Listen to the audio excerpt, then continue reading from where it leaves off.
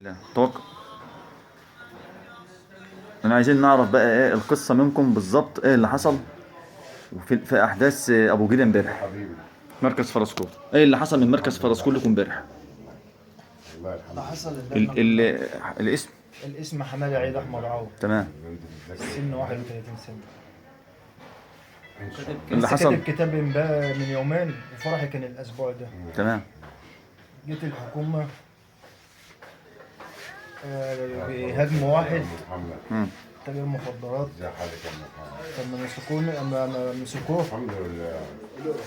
اخته جت هن اخته وضربوها وقطعوا لها وكسروا لها التليفون ورموا لها الفلوس. تمام.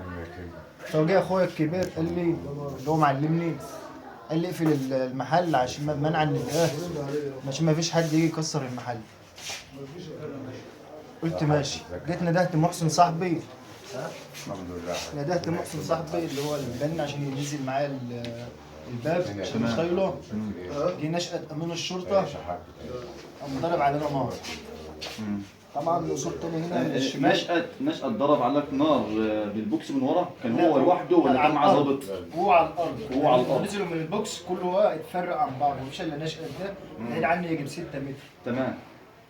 خبطني هو طلقه من هنا جت في دراع محسن الاول، في دراعه الشمال، وبعد كده جت في في جنب الشمال هنا. طبعا شلت بقى يعني التسجيل بتاعي وقف. لا، شغال. شلت الطحال وزي ما انت شايف كده. وانا الوقت بطالب اللي انا عايز حقي مش اكتر من كده. تمام. طب انت بتطالب مدير امن دمياط تقول له ايه اللي هو نادي الجميل؟ بطالبه يعني مش عاوز اكتر من اللي هو يجيب لي حقي بما يرضي الله. تمام. شكرا يا احمد.